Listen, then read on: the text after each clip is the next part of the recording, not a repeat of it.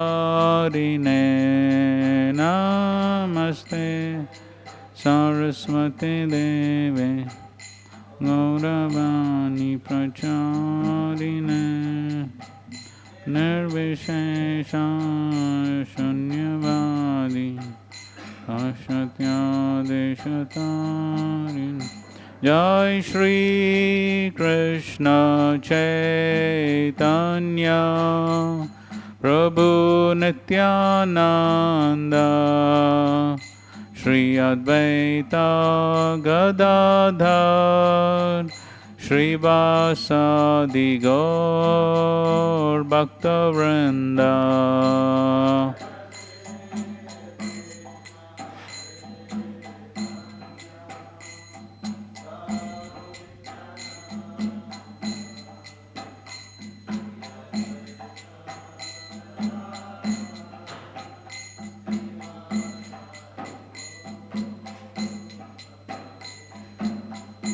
Hare Krishna, Hare Krishna, Krishna Krishna, Hare Hare, Hare Ram, Hare Rama, Rama Ram, Hare Hare.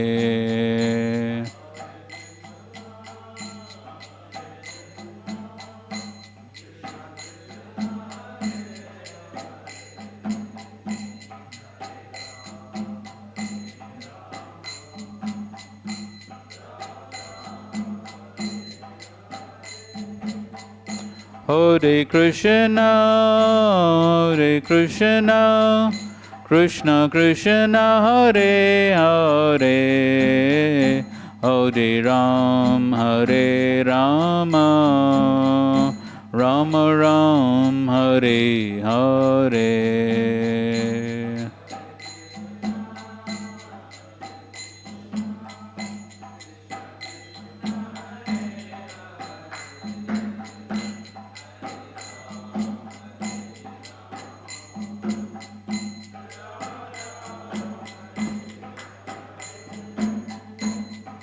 Hare Krishna, Hare Krishna, Krishna Krishna, Hare Hare, Hare Rama, Hare Rama, Rama Rama, Hare Hare.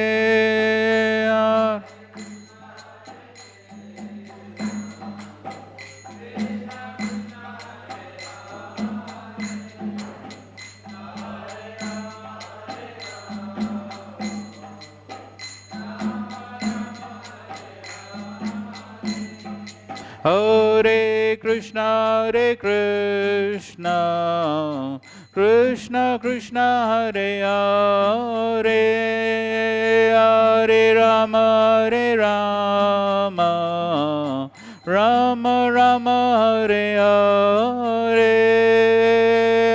Hare Krishna.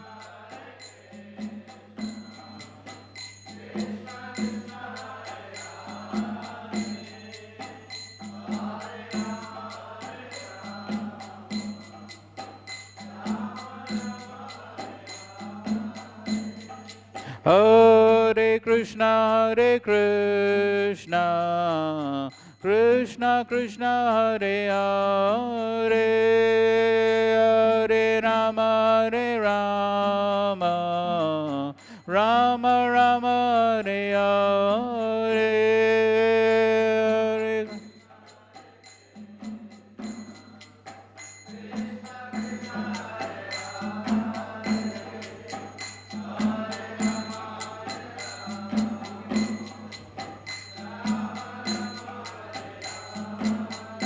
Hare Krishna, Hare Krishna, Krishna Krishna, Hare Hare, Hare Ram, Hare Rama, Rama Ram, Hare Hare, Hare Krishna. Hare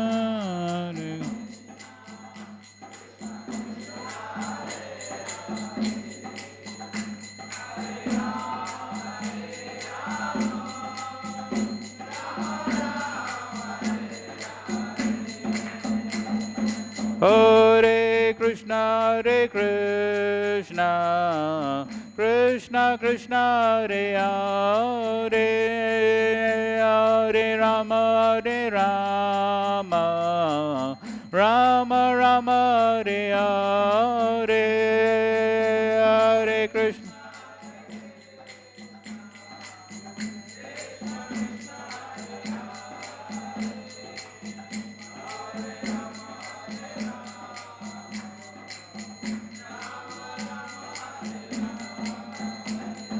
Hare Krishna, Krishna Krishna, Hare Hare, Hare Ram, Ram Ram, Hare Hare.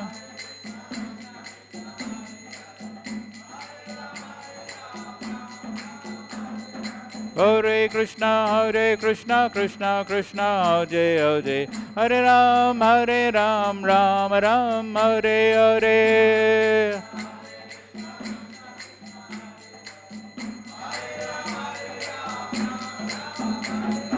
Hare Krishna, Krishna Krishna, Hare Hare, Hare Ram, Ram Ram, Hare Hare.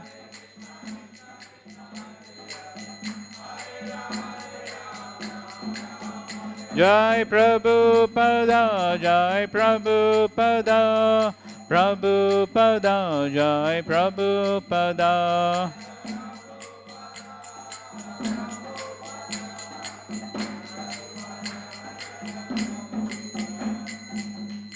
हरिनाम संकीर्तन की जय, श्रील प्रभुपाद की जय। ओम अज्ञानतिमिरन्धस्य ज्ञानाञ्जनशलाकया चक्षुरुन्मिलितं येन तस्मै श्रीगुरवे नमः। श्रीचैतन्यमनोभीष्टं स्थापितं येन भूतले स्वयं रूप कदा मह्यं ददाति स्वपदान्तिकं। वन्देऽहं श्रीगुरो श्रीयुतापदकमलं श्रीगुरून् वैष्णवांश्च। श्रीरूपं साग्रजातं सहगना रघुनाथान्वितं तं सजीवं साद्वैतं सावधूतं परिजनासहितं कृष्णचैतन्यदेवं श्रीराधाकृष्णपादान् सहगना ललिता श्रीविशाखान्वितंश्च। नमः ॐ विष्णुपदाय कृष्णप्रेष्ठाय भूतले श्रीमते भक्तिवेदान्तस्वामिन्निति नामिने। नमस्ते सारस्वते देवे गौरवाणी प्रचारिणे निर्विशेषा शून्यवादी पाश्चात्यदेशतारिणे। नमो महावदन्याय कृष्णप्रेमप्रदायते कृष्णाय कृष्णचैतन्य नामने गौरत्वसे नमः। हे कृष्णा करुणा सिंधो दीनबंधो जगत्पते गोपेश गोपिकान्त राधाकान्त नमोस्तुते। तप्त कांचन गौरांगी राधे वृंदावनेश्वरी वृषभानुसुते देवी प्रणमामि हरिप्रिये। वंशाकल्पतरुभ्यश्च कृपा सिन्धुभ्य एव च पतितानां पावनेभ्यो वैष्णवेभ्यो नमो नमः। जय श्री कृष्ण चैतन्य प्रभु नित्यानंद श्री अद्वैत गदाधर श्रीवासादि गौरभक्तवृंद। हरे कृष्णा कृष्णा कृष्णा हरे हरे, हरे राम राम राम हरे हरे।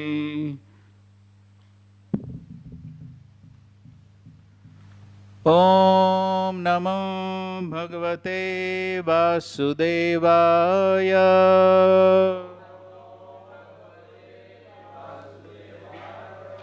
ओम नमो भगवते वासुदेवाय।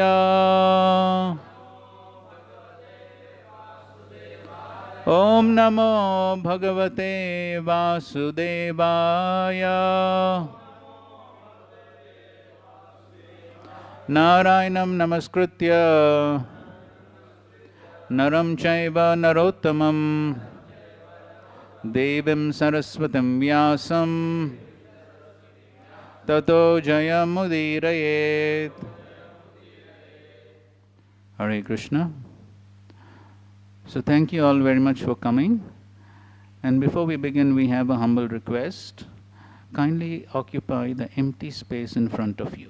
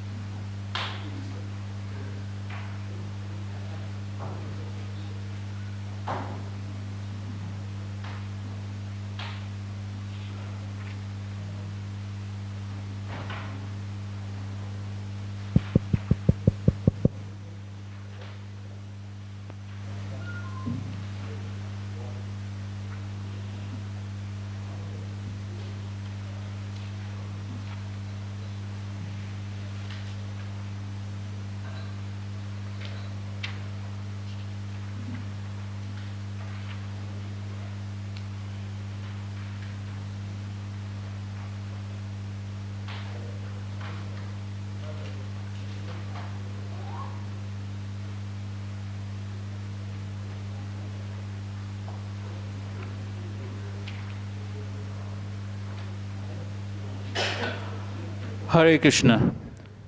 Can we revise a few points from yesterday's discussions?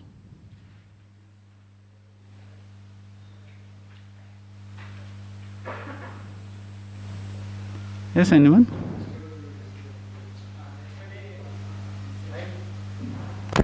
Hare Krishna.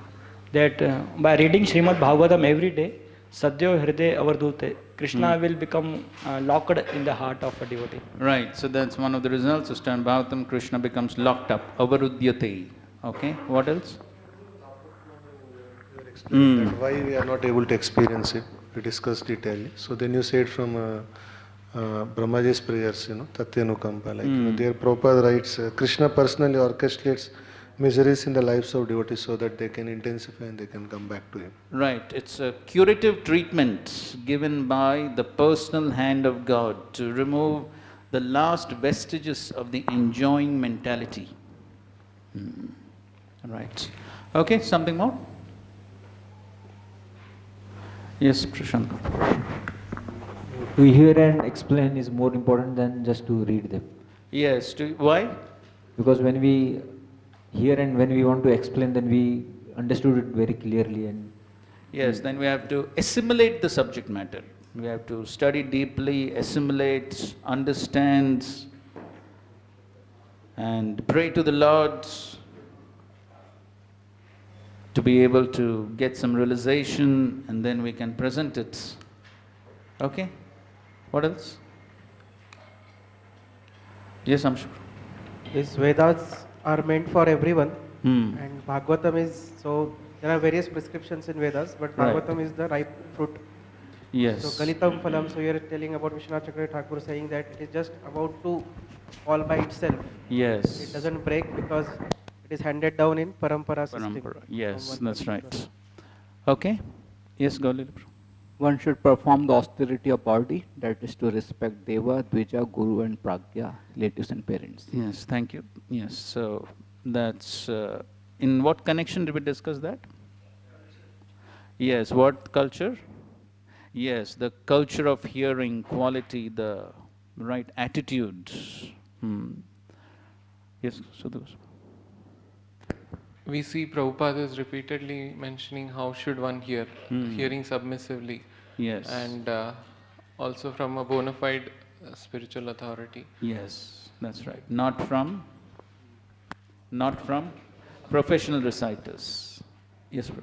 Like in that quality, culture, quality of hearing, from Prabhupada purport, you are emphasizing 3 points. Eager to hear, Yes. that is desire, strong Yes. desire to hear. Second is anxious to hear. Yes. Third is sincerely hearing. Yes. Then the second point is attentively and submissively. Yes, so all this are included within the culture of hearing. Okay, fine. So we'll proceed ahead now.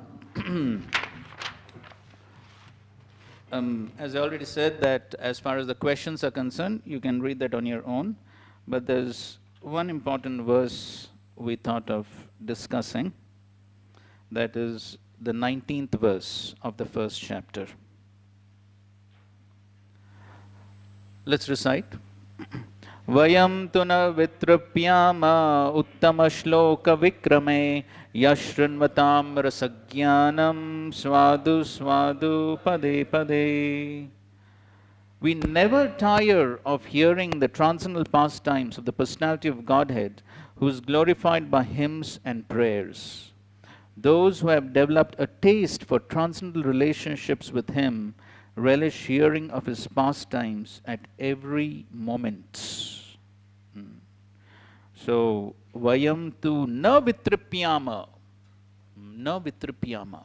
There's no tripti in the sense that there's always a desire to hear more and more.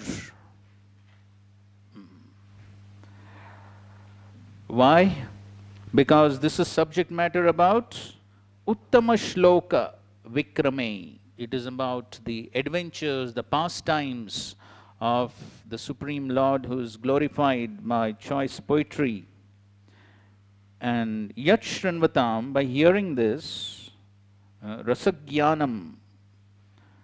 So for those who are conversant with rasa and relationship with Supreme Lord, what happens? Swadu, swadu, pade, pade. At every step, one is relishing more and more as one is hearing. So why? Why one relishes? Prabhupada making some important points in the purport, and he's talking about the difference between mundane literature and transcendental literature. And he writes, mundane news is static, whereas transcendental news is dynamic. Inasmuch as the spirit is dynamic and matter is static. Those who have developed a taste for understanding the transcendental subject matter are never tired of hearing such narrations. One is quickly satiated by mundane activities, but no one is satiated by transcendental or devotional activities. Further down, okay, more differences. Mundane literature, mode of darkness or ignorance. Transcendental literature is quite different. Transcendental literature is about the mode of darkness, and its light becomes more luminous with progressive reading and realization of the transcendental subject matter. The so-called liberated persons are never satisfied with the repetition of the words Aham Brahmasmi. Such artificial realization of Brahman becomes hackneyed, and so to relish real pleasure, they turn to the narrations of the Srimad Bhagavatam. So here, Prabhupada is pointing out the difference between mundane literature and transcendental literature, and how by reading transcendental literature, one never feels it hackneyed and boring. Of course, Srila Prabhupada spoke about that so many times in relation to the holy name, how if it is mundane sound vibration, Mr. John, how much time one can continue? Not too long. But the holy names, the same holy names one is able to repeat again and again, relish more and more as one is chanting and hearing. So the same applies to the transcendental literature. So as one keeps on hearing, the subject matter becomes more and more relishable. So in that connection, Srila Prabhupada quotes the same verse in the Bhagavad Gita. Somebody can open Bhagavad Gita, 10th chapter, verse number 18 or 19, one of the verses you can see.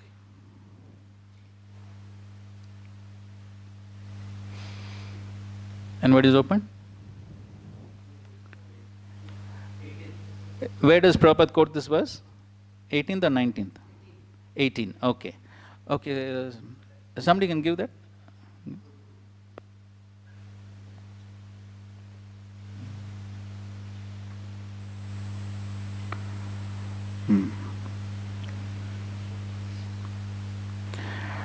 Here, Prabhupada is giving some deeper points here in this purport of the Bhagavad Gita. And here Srila Prabhupada writes, after quoting this verse in translation, and then he says, and even the translation, Prabhupada gives it a little differently.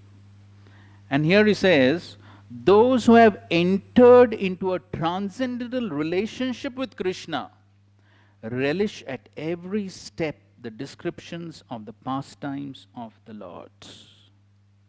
Now, as far as Amritam, nectar is concerned, any narration or statement concerning Krishna is just like nectar. And this nectar can be perceived by practical experience. Modern stories, fiction, histories are different from the transcendental pastimes of the Lord, in that one will tire of hearing mundane stories, but one never tires of hearing about Krishna. Practical example of this is, as we know, Sri Chaitanya Mahaprabhu hearing the same pastimes of Dhruva and Prahlad hundreds of times from Gadadhar Pandit, and Chaitanya Mahaprabhu never thought, why not something different? Why the same old thing? Why not something different? Why not something new? So, in the material conditioned state, we have that tendency that we want to hear, we want to see something new, we want to hear something new, every time new, new, new. But the Bhagavatam is saying no.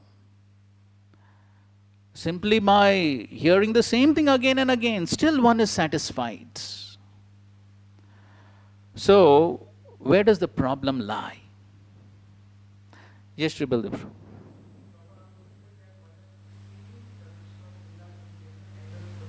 Correct.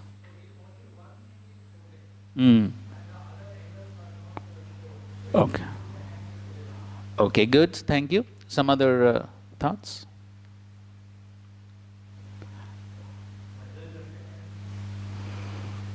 Okay, material conception. So what happens because of the material conception? We're not able to... From point of view, material point of view. Okay, good. Bhakti Prabhu?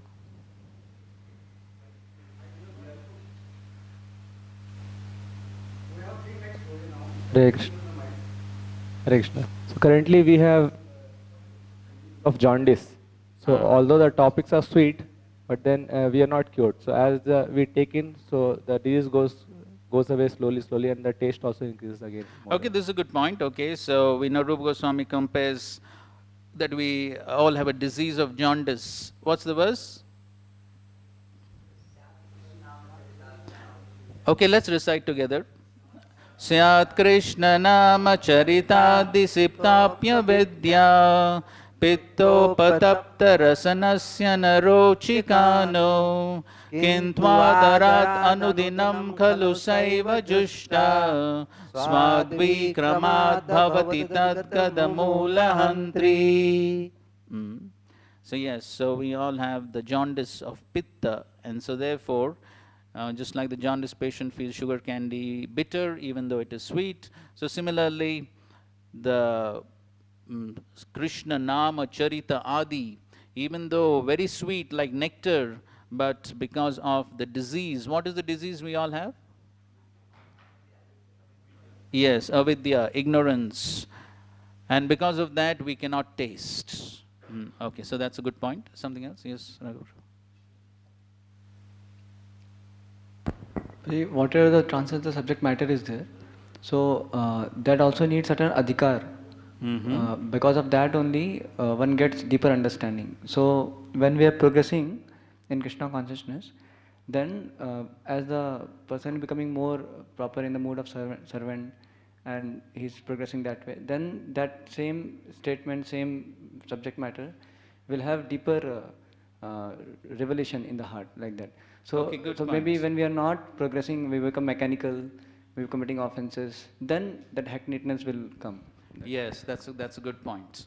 Srila Prabhupada explains, Krishna is never the same. Krishna is Navayovanam, ever fresh. And so, we are seeing the same Krishna every day. Do we get bored? The gopis, they want, when Krishna is, when Prabhupada is actually explaining this Naimisharanya, Animeshe. So Vishnu is said to be one who never closes his eyelids. Prabhupada is explaining how the gopis, they are blaming Brahma, what type of creator you are. You have created these eyelids which blink. For a fraction of a second, they can't tolerate not seeing Krishna. That same Krishna they are seeing, they're ready to see for the rest of eternity. They're ready to see that same Krishna without even blinking the eyes. Where is the question of any sort of boredom? That is the meaning of Navayovanam. Why? That same Krishna, but Krishna reveals himself in different ways. Every time one sees, it's not the same again. Same Krishna.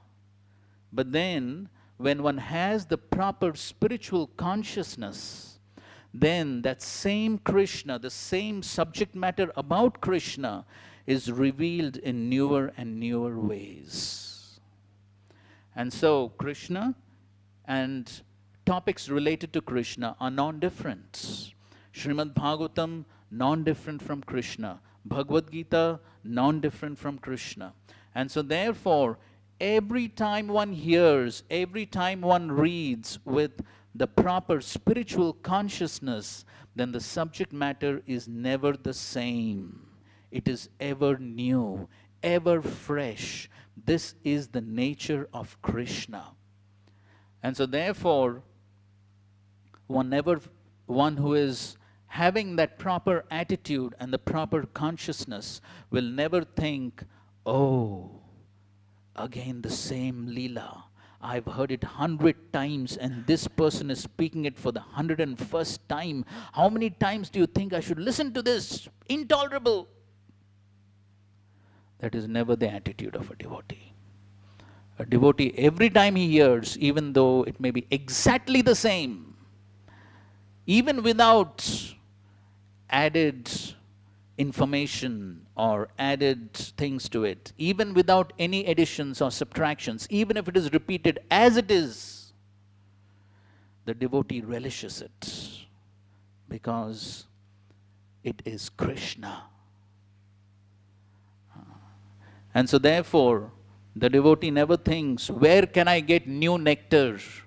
Where can I get new information? No. The devotee is satisfied reading and hearing the same subject matter about Krishna. Why? Swadu, swadu, pade, pade. At every moment, it is not the same Krishna. It is a different Krishna. It's a different realization. It is a different aspect of Krishna. And how many aspects does Krishna have? Unlimited. And that's how a devotee is able to relish. A devotee who is in that proper spiritual consciousness, then he's never tired. And therefore, it's only because of a lack of that spiritual consciousness that one tends to look for something new always. And then new, new, new. Every time something new. And then where is the end to that nectar shopping? And it goes beyond certain limits. And that's how the trouble begins. And so therefore, the sages of Naimisharanya are teaching us a very important point.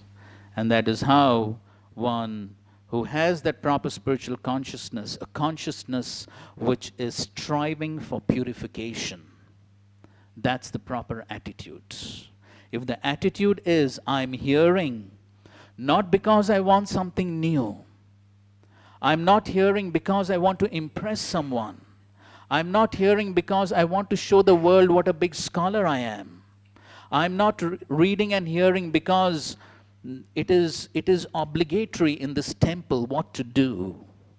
Nothing of that sort. The only goal is because I want to be purified. This is my desperate need. And therefore, I want to hear. It is nobody else's needs. Every Jivatma is individual. And it is me and me alone who has to fly his plane to go back to Godhead. Srila Prabhupada has created the facilities for me to do so, and it is up to me to take advantage of that or no. We can't blame situations, we can't blame persons, we can't blame anyone else. I have to take the responsibility for my own life. And if we take that responsibility, then Krishna reciprocates in a most amazing way. Srila Prabhupada showed through his own example. Srila Prabhupada, he is the author, he is the writer of these books. And he read his own books. Read it out by his disciples as it is. Nothing was added to it. There was no discussion on it. The book was read as it is, and Prabhupada would be in ecstasy hearing that Krishna Leela, the same pastimes, over and over again, Prabhupada would be in ecstasy. Especially at the Los Angeles Gardens, Shrutakirti Prabhu tells these pastimes. And he says, never, ever in the history probably an author relishes reading his own books. And when Prabhupada was asked why, Prabhupada was convinced. He said, I didn't write these books. Krishna has written them. And Shrutakirti Prabhu says, Prabhupada not only read his own books, he listened to his own lectures. Yes. Hare Krishna, Prabhuji. Yes, Prabhu. Can I ask something? Go ahead. So this attitude of a listener when he is hearing Krishna Katha is very well taken, as you said, very much mandatory. Also, we see, I wanted to just hear your view on the other side, where the speaker is also supposed to present Krishna consciousness in a way that is very interesting, with very fresh insights, especially to an audience where the audience becomes evolved more and more and more. So how does a teacher take this responsibility of conveying that Krishna Katha is not hackneyed and Krishna Katha doesn't have a full stop? There are always fresher, brilliant insights, perspectives. And if we share in that manner, we see that even the audience is very much thrilled and they also appreciate this thing very much. In fact, that's how we see so many commentaries also have been written because, you know, the same principle is very much elaborated. So how do we see this responsibility of a speaker from that angle? Okay, good. Thank you for asking the very relevant question.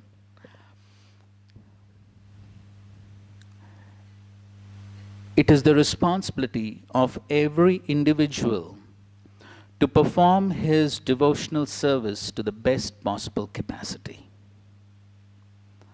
On the part of the teacher, it is his responsibility to present the subject matter in a way that is understandable, that is relishable, and that people can relate to according to time, place, and circumstances. That is the responsibility of the teacher because it is the teacher's devotional service. It is his service which he is trying to render, and so therefore he needs to render it in the best possible way according to his capacity. And capacities do vary. And as far as the hearers are concerned, they are performing their devotional service. And their devotional service is to hear.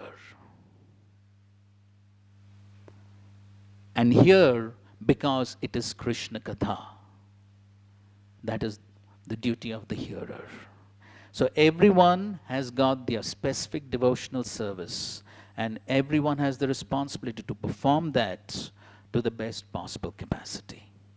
And so, for the speaker to present it in a way that is relishable to the students, to the audience, to prepare properly, that may be an austerity.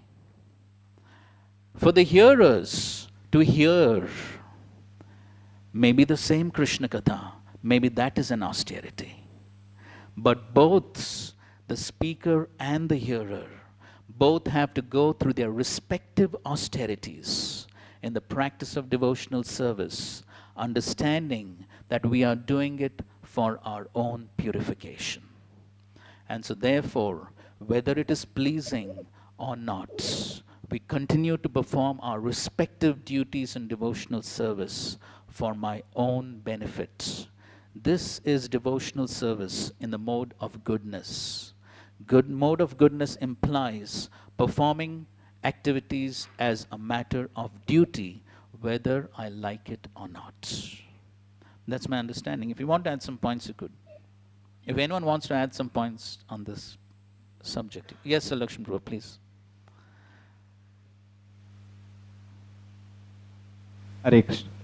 So actually, I'm not adding anything. I just want to ask question. So nowadays, because of this internet facility, Now Mayapur TV is also displaying that Bhagavatam class, and many others are also. So these lectures are available. But in our temple, some normal devotee may be giving class, but very senior devotee is giving class. So at that time we are getting attracted to that lecture. So whether same katha, Krishna katha is there and ISKCON devotees are only giving. So what should be our response? How we should whether? You can answer that question best. You can set the standard for this temple. What is the standard that you want here? What is the standard that you want? Krishna katha actually is the same Krishna katha.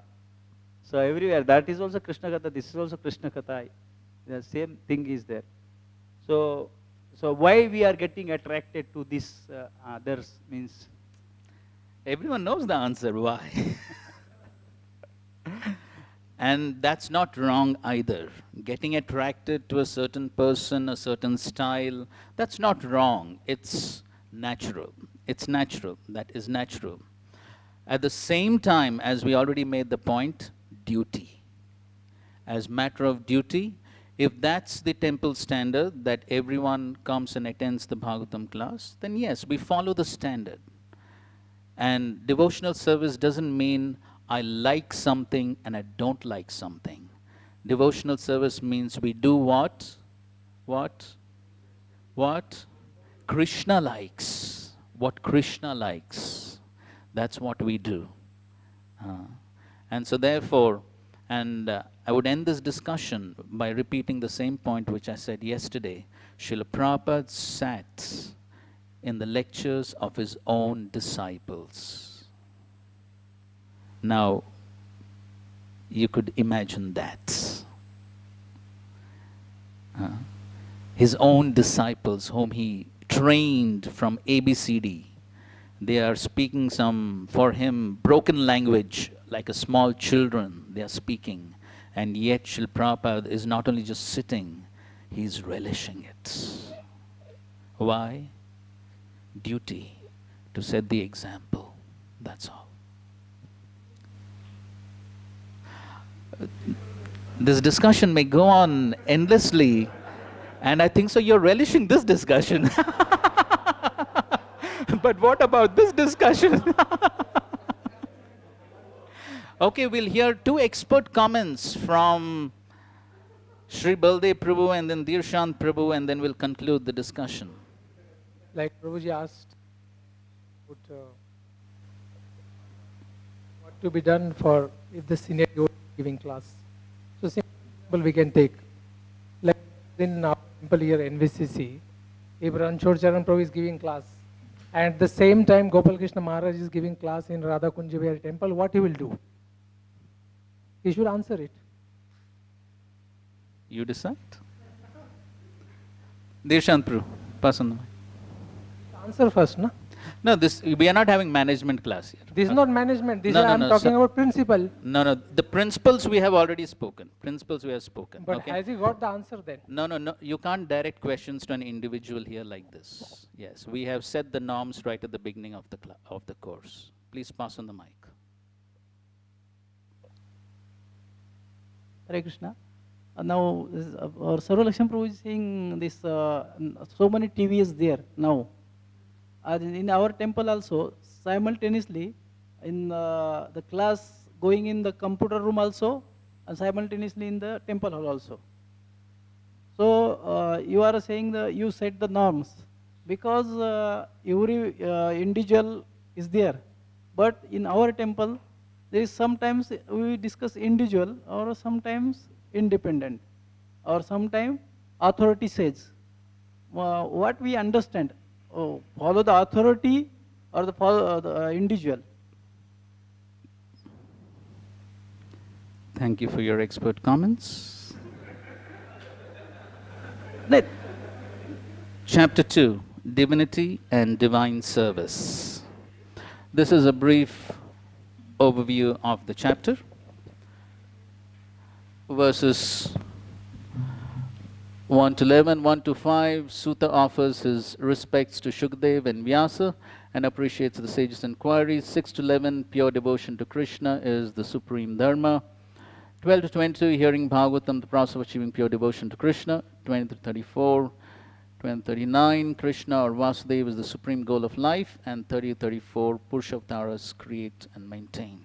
That's a brief summary.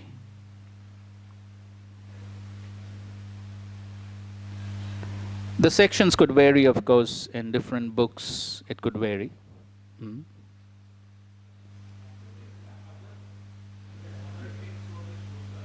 Which we are not taking, it is like how okay, we are not taking every shloka or what? Yeah, especially this first chapter, because they are just questions and answers. Questions basically, not even answers, just the questions. And you have a list of questions in your handbooks. So you can just go through that, and there's not so much of philosophical discussion in the rest of the verses. So therefore, anyways, just to maintain the continuity between the first and the second chapters, we will go through the last two verses of the first chapter before we begin this. And so towards the end of the first chapter, text number 22,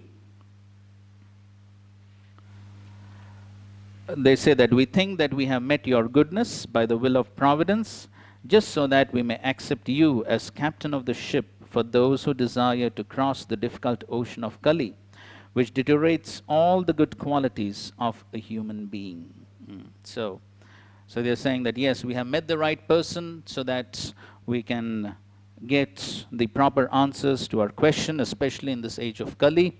And so therefore, we are very happy about it. And so finally, they're asking the last question in the last verse. Since Shri Krishna, the absolute truth, the master of all mystic powers, has departed for his own abode, please tell us to whom the religious principles have now gone for shelter. Thus, in the Bhaktivedanta purports of the first canto, first chapter of Srimad Bhagavatam, entitled Questions for the Sages. Chapter 2, Divinity and Divine Service. Let's recite the first verse. Vyasa uvacha iti samprashna samrishto vipranam raumaharshanihi pratipujya vachastesham pravaktam upachakrame. Please read the translation. Ugrashrava Sutta Goswami, the son of Romaharshana, being fully satisfied by the perfect questions of the Brahmanas, thanked them and thus attempted to reply. Okay, so Sutta Goswami is happy with the questions. He first of all thanks them for the wonderful questions, and then he begins to reply. So first of all, as is always the etiquette, that first of all one offers obeisances and one remembers the spiritual master before beginning to reply. So here also we find Sutta Goswami is remembering and offering obeisances and prayers to his own spiritual master, Shukadeva Goswami. Suta uvacha yam pravrajantam anupetam apeta krutyam dvaipayano virahakatara ajuhava putreti tanmayataya taravo bhinedus tam sarvabhuta hridayam munim anatosmi. Translation. Srila Suta Goswami said, let me offer my respectful obeisances unto that great sage Shukadeva Goswami, who can enter the hearts of all. When he went away to take up the renounced order of life, sannyas, leaving home without undergoing reformation by the sacred thread or the ceremonies observed by the higher caste, his father Vyasadeva, fearing separation from him, cried out, O my son, indeed only the trees which were absorbed in the same feeling of separation echoed in response to the bereaved father. Okay. Yam pravrajantam, pravrajantam, going away. So Prabhupada compares this word to parivrajkacharya, same words, coming, similar words. So going out, pravrajantam. So as he was going out after being in the womb of his mother for 16 years, anupetam, anupetam, so without being reformed with thread ceremony, without going through the various sanskaras, because he was already on the liberated platform. And so as he was going away, Dvaipayano Virakatara. So the father was feeling great separation, viraha, from his son. And so therefore, he cried out as his child was going, Putra iti, Putra iti. He was crying out, oh my son, oh my son. Why? Why he was crying out? Tan mayataya, because of great attachment towards his son. So you can just imagine the father was in so much expectancy for the son. For 16 years he was waiting for the son to be born. And so therefore he had so much of anticipation and eagerness and so much of attachment that the son has been born after so much time. And now here, as soon as he's born, gone. And so therefore he definitely had a lot of affection. And so he was feeling that great viraha. And so therefore he was crying out, oh my son, oh my son. But what was the results? Tarava abinedu. The trees, the only thing that he got was the trees responding as the echoes. Tam sarva bhuta hridayam. So here the acharyas explain that what does this echo of the trees indicates? So one thing is, of course, you could take it in a literal sense, but there are 2-3 versions given. One version is that the trees, Shukadeva Goswami, he entered the trees and he's also crying out, oh my son, in the form of the echo. And so Shukadeva Goswami is trying to teach his father, who is father, who is son? On the bodily platform, that's only on the bodily platform. On the spiritual platform, who is father, who is son? So Shukadeva Goswami is trying to teach his teach his father to rise above that bodily concepts. That is one understanding. Jiva Goswami's understanding is that Krishna himself entered the trees. And then he is calling out, oh my son, oh my son. So Krishna himself is also feeling separation from Shukadeva Goswami. That's one understanding. And it's also mentioned that Shukadeva Goswami, by his own yogic siddhis, by his own yogic powers, could actually enter all the trees. Sarva bhuta hridayam, could actually enter all the trees. And so therefore, Shukadeva Goswami, he is the real well-wisher of all the living entities. And Sutta Goswami's mood in speaking these verses, that just like you have entered, O Shukadeva Goswami, just like you have entered into the trees, similarly you enter into my words and give me the words to speak. Please empower me. So this is the mood in which Sutta Goswami is speaking this verse. So on one hand, he is glorifying Shukadeva Goswami, and at the same time he is praying to Shukadeva Goswami to actually enter his words. And you will find when Parikshit Maharaj asked questions to Shukadeva Goswami later in the 4th chapter of the 2nd canto, Shukadeva Goswami offers similar prayers to the Supreme Lords. And there Shukadeva Goswami, he prays to the Lord, my dear Lord, just as you have entered into all the elements, please enter into my words so that I can speak for the benefit of everyone.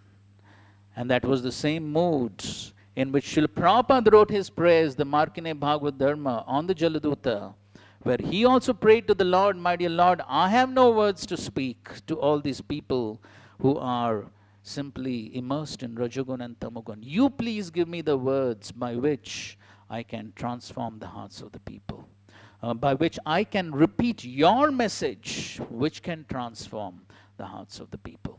So therefore, That is the mood of the Acharyas, a mood of absolute humility and dependence on the previous Acharyas and the Supreme Lord.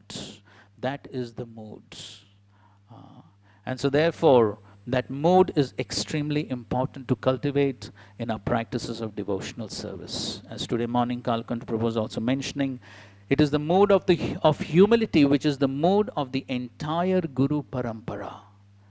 And therefore Srila Bhaktisiddhanta Saraswati Thakur said that this verse of Trinadapi Sunichena should be strung around the neck like a necklace, woven in the thread, around the thread of the holy name. That's the mood. That is the symptom of knowledge, true knowledge. Vidya Vinaya Sampanne.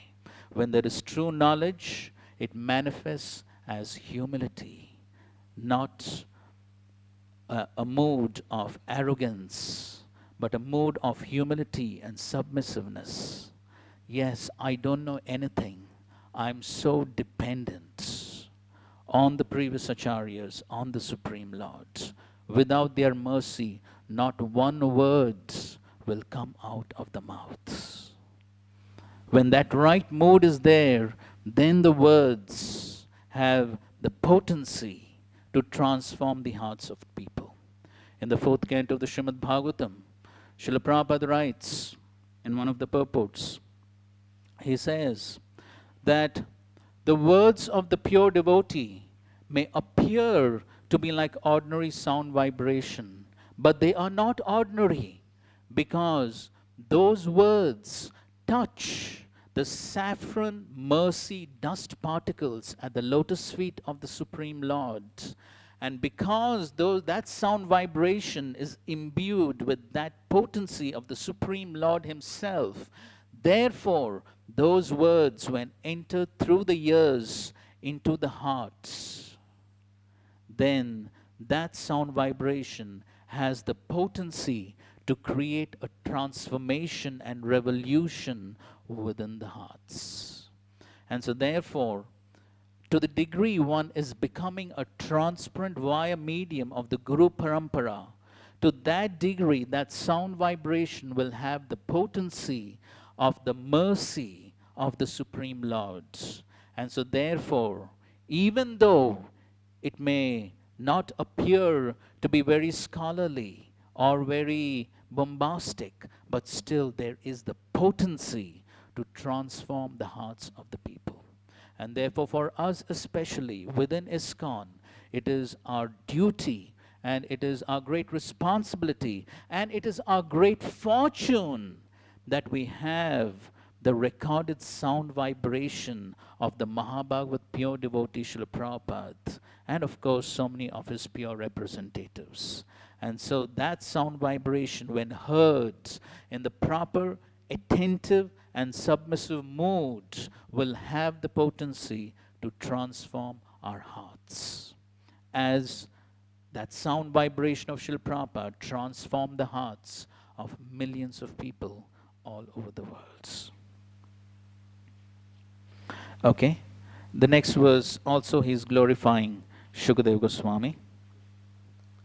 Yes, bro.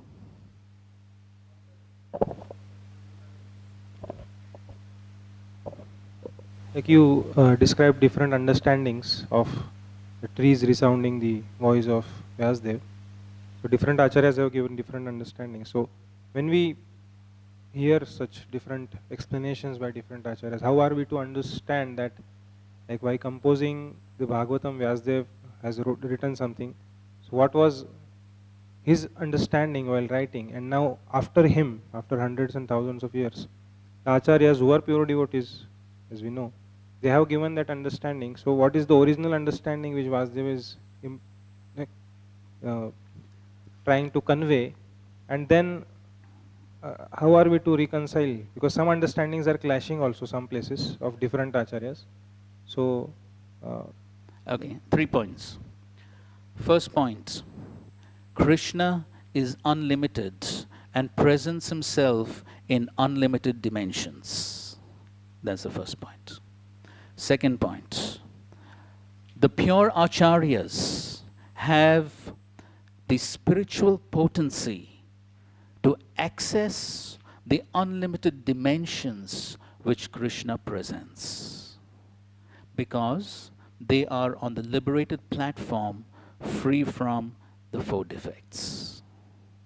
Third point, as far as we are concerned within ISKCON, though we study the previous Acharya's commentaries, our foundational commentary or the foundational understanding that we accept is that given by Srila Prabhupada. And if that understanding could be expanded by the understandings of previous Acharyas, we accept it. Is it okay? That is understood, Prabhuji. Okay. But I am trying to understand how two acharyas are having difference of opinion at the same time. It's both not are pure differences devotees. of opinion, first of all. It's not differences of opinion. It is the different dimensions of Krishna. So it sometimes appears If it intellectual. appears, then it is our limited vision. It appears contradictory. You rightly said it. It appears. There should be also some explanation, because it like it maybe, as you are saying, it appears because of my limitations. It appears an intellectual analysis of an incident. Right. And then when it is analysis, then it's like there are two opinions about it. It happened. It must have happened either this way or that way, historically. So what actually happened in that sense, I am trying to ask. So therefore, what is that verse? Achintya kalu tarkona tam starkena yojayet. So therefore, the first fundamental principle to understand is that the supreme absolute truth is achintya. Now, how are we trying to fit something which is achintya within our limited brains? How is it possible? Is it possible? Not possible. And so therefore, what different acharyas may present are different dimensions of Krishna's unlimited manifestations. And so therefore, we accept that, yes, they have their own realizations of the absolute truths, and they have their full independence to do so. And so therefore, all contradictions can be resolved in the absolute truth. So therefore, they are only apparent contradictions, they are not true contradictions. And so therefore, if I cannot understand, it is because of my very limited perception, because of being an insignificant conditioned soul. One explanation we had heard from His Grace, I think, Balram Shakti Prabhu or Gaurang Darshan Prabhu, one of them, while attending the Vidyapit before. So they were saying that not necessarily all the explanations which previous acharyas have given, they are historical. So some things have happened in their heart. The pastimes have happened in their heart, and they are explaining for us to absorb in Krishna more. So is that understanding like what it is? Because historically we can't have two things happen at the same time. Or if it is Krishna involved, it's possible, as you are saying, achintya. We cannot perceive it, multiple things happening at a time. Yes, there are many pastimes which happen in different ways at different times, in different kalpas. Everything is so unlimited. So, and Bhagavatam doesn't present things in chronology. Recently in Mayapur, one devotee was giving a class on Krishna opening his mouth when he yawned, and then Mother Yashoda saw the universal form. Now there could be different versions of that, and things are not in chronology. So the pastime is presented after, yes, the Trinavarta, along with the Trinavarta pastime, this pastime is presented. Some places it is not presented. Some places it is only presented when Krishna ate dirt. So you find all these differences. And so he was saying that one thing we have to keep in mind is that Shukadev Goswami himself, as he's speaking the Srimad Bhagavatam, is in a state of ecstasy. And so therefore, in a state of ecstasy, he doesn't maintain chronology. As he's experiencing ecstatic revelations, he is speaking. And so therefore, one of our limitations or drawbacks of coming from an intellectual background is we try to fit in everything within our very limited frame of minds. But we have to understand that Krishna is unlimited and inconceivable.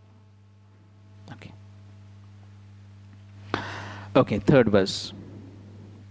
Yasvanubhavam akhila shruti saramekam adhyatmadipam atitirashatam tamondham samsarinam karunaya puranaguhyam tam vyasasonam upayami gurum muninam. Please read the translation.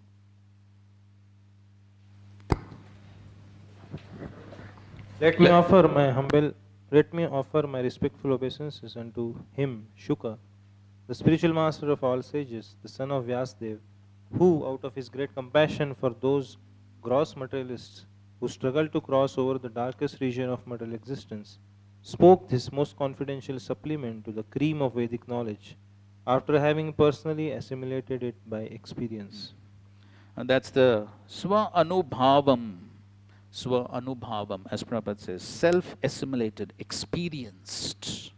Okay, so this is the assimilation, realization. After all that, in his maturity, we find Shukdev Goswami is presenting this.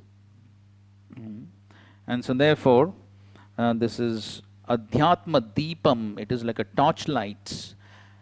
And what is the result? The result is Atitir Shatam. One can cross over the Tama Andham, the deep, dark material existence can be crossed over. And so therefore, he has presented this only out of his Karunaya, out of his causeless mercy. Shukadev Goswami has presented this, who is Vyasasonam, the son of Vyasadev. And so therefore, Upayami, let me offer my obeisances unto Gurum, the spiritual master.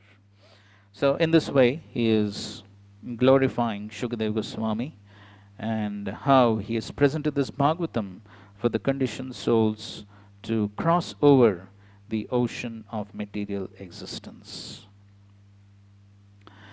Prabhupada writes in the last paragraph of his purport, he says, or we'll read the first line, that's important. In this prayer, Srila Sutta Goswami practically summarizes the complete introduction of Srimad Bhagavatam. Srimad Bhagavatam is the natural supplementary commentary on the Vedanta Sutras. Okay. And the last paragraph he writes, the Srimad Bhagavatam is the one unrivaled commentary on the Vedanta Sutra. Sripad Shankaracharya intentionally did not touch it because he knew that the natural commentary would be difficult for him to surpass. Okay, and so therefore he didn't write, but then so many of his followers did. And so further down he writes that Srimad Bhagavatam is the only transcendental literature meant for those who are Paramhamsas and completely freed from the material disease called malice. That's we have already discussed. Nirmatsaranam. And the last line of the purport, the envious Mayavadi cannot have access to the Bhagavatam, but those who are really anxious to get out of this material existence may take shelter of this Bhagavatam because it is uttered by the liberated Srila Shukadev Goswami. It is the transcendental torchlight by which one can see perfectly the transcendental absolute truth realized as Brahman, Paramatma and Bhagavan. And then he is offering further prayers. Narayanam namaskritya naram chaiva narottamam devim saraswatam vyasam tato jayam udirayet. It is Narayanam namaskritya.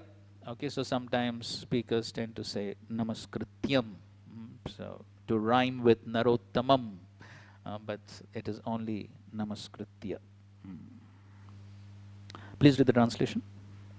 Before reciting this Srimad Bhagavatam, which is the very means of conquest one should offer respectful obeisances unto the personality of Godhead Narayan, unto Nar Narayan Rishi, the supermost human being, unto Mother Saraswati, the goddess of learning, and unto Sri Vyasdev, the author.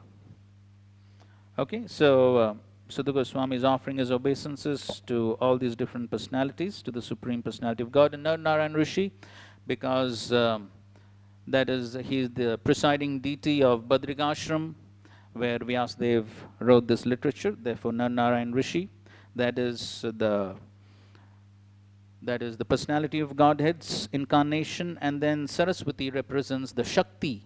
And of course, Vishwanath Thakur says, doesn't represent the material goddess of learning, Saraswati, but he says that every goddess or god has demigods, they have their spiritual counterparts, and so therefore this is referring to the spiritual Saraswati, who is responsible for giving spiritual knowledge, not just some material knowledge. That's the Saraswati that he's referring to. And of course, Srila Vyasadeva, the author. Huh.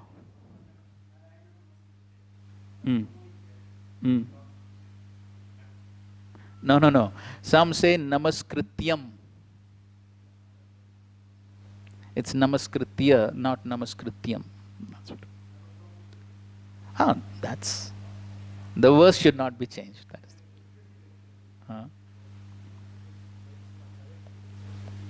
Yes, Vishwanath Thakur.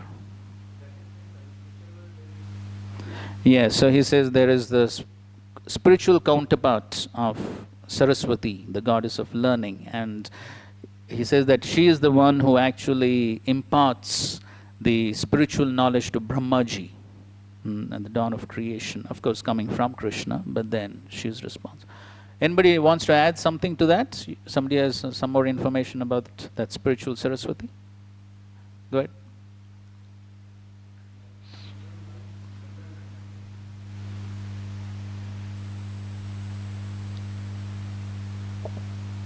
Brahma Vaivarta Purana explains that Saraswati is there in Golok also. She is consort of the Lord Krishna. And then partial of expansion of her comes into Vaikuntha. And 1/4 of her comes sometimes as a wife of Brahma or sometimes as a daughter. Okay, thank you. Prabhupada ends the purport by saying, this may be followed by persons who aspire to be preachers of the Vedic literatures and the Puranas. Srimad Bhagavatam is a spotless Purana and it is especially meant for them who desire to get out of the material entanglement permanently. Text 5. Muniya sadhu prishtoham bhavadbhi lokamangalam yat krita krishna samprashno yenatma suprasidati. Translation. O sages, I have been justly questioned by you. Your questions are worthy because they relate to Lord Krishna and so are of relevance to the world's welfare. Only questions of this sort are capable of completely satisfying the self. So he's first of all glorifying the questions. Why? Because they are bhavadbhi lokamangalam. They are for the benefit of the whole world. Why? Why they are for the benefit of the whole world? Because they are Krishna samprashno, because they are in relationship to Krishna, and so therefore the questions, the answers, they will totally satisfy the self. And Prabhupada in his purport, he describes how the whole world is full of questions and answers. And so everyone is asking questions, the birds are asking questions, the bees are asking questions, the college students are asking questions, everyone is asking questions. And end of the second paragraph he writes, although they go on making such questions and answers for the whole lives, they are not all satisfied. So satisfaction of the soul can only be obtained by questions and answers on the subject of Krishna. And next paragraph he writes, we cannot live for a moment without being questioned or without giving answers. Because the Srimad Bhagavatam deals with questions and answers that are related to Krishna, we can derive the highest satisfaction only by reading and hearing this transcendental literature. And of course, Srila Prabhupada's famous example, when people go to the market and the only question they ask is, kya bhav hai? So that's all what they're interested in. So material questions and answers, but we are interested in spiritual questions and answers related to Krishna. That will totally satisfy the self. So from the next, this is the first section of the chapter, and from the next verse onwards, the questions are being answered. We'll continue that after a 5 minutes break. Hare Krishna.